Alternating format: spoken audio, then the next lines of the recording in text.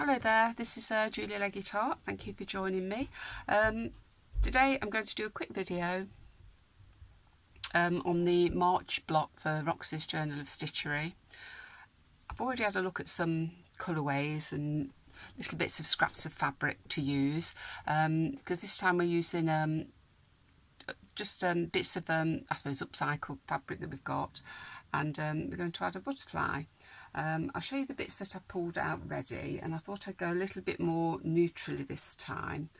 I've looked on my colour wheel, which is something I usually do to choose my colourway, and I'm going to go for the lemony, but I'm going to go for the triad because I wanted the butterfly to be a couple of colours, so I moved from the complementary. So it'll be some blue, turquoisey with some pinky colours for the butterfly, but my main base will be in the neutrally colours of lemony yellows. I sorted out some bits from my bag, and here I've got a piece of Laura Ashley fabric. I had some curtains in this many years ago, and that wasn't in this house, it was in my previous house. I've also got some bits of a snippet roll that we swapped many years ago on stitching papers, fabrics and more, and it was a snippet roll that was meant to be cut up to be used in our stitching, so it's nice to be able to use some of that. And as you can see, it's sort of quite lacy there. It's got some gauze in the bottom. It has got some flowery, that's a bit papery, but I'll be able to stitch into that. So I'm going to pop that across the bottom. I've got some nice, very delicate sort of shell-like fabric. I don't know whether that's Liberty fabric actually, it's just a tiny piece I've got. Let's try that there. I've also got a piece of that's silk, very delicate silk, and I do like stitching into silk, so I'll put that across the centre where the butterfly will probably go. I've also got here, oops, I've got another piece from the snippet roll, which is the same type of lace and fabric, only it's done in a different way. It's got the lace underneath the gauze there, and that's been stitched on, so let's try that at the top. I've got a tiny piece of like linen fabric there, which will probably do for that little gap there, and I have got some light blue netting, and I'm not sure how I'm going to use this, but it may go over the top and then I stitch the butterfly into it, or I may use it in the butterfly. So I'm going to pin that on shortly, and then I'll tack it on. Now for the butterfly, I had a good think about this, and what I found in my box was a piece of rag. Now I say it's rag, it's a piece of linen. When I do my painting, I always paint my excess paints onto a rag of some sort, and this one happens to be a very nice rag because it's linen, but I can see some really pretty metallic-y blues there, so I'll cut some pieces out of that.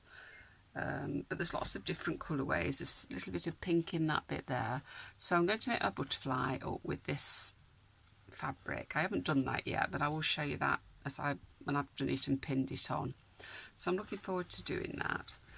And to match that, I'll probably put some beads on. Now I've got some pink, which these are new. I got these from the Stitch Show in London at the Business Centre only a few days ago, and I'm not quite sure which ones I'll use depending on how it goes, but let's see if that'll be quite nice there, or some, but I thought that'll dazzle the butterfly up quite a bit.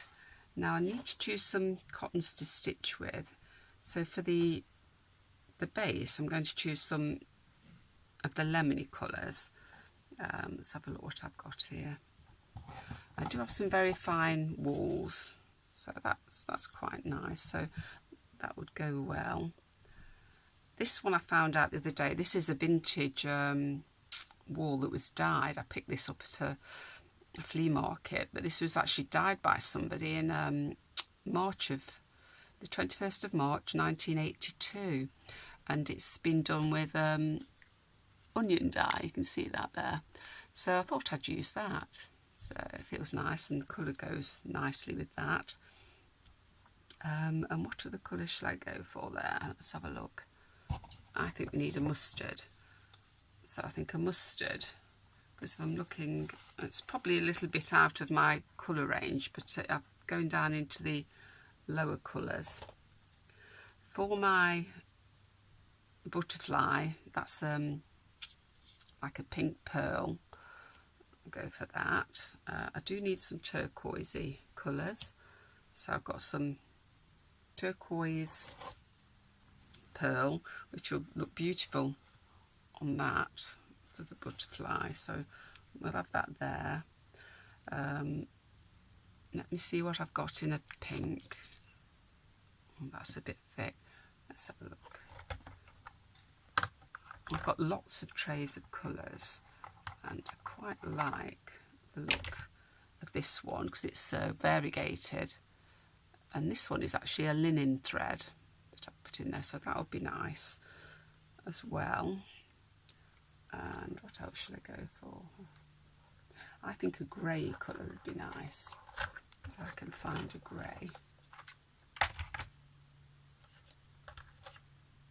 Well, that's a grey green, but I quite like that, so I think that will go nice on there.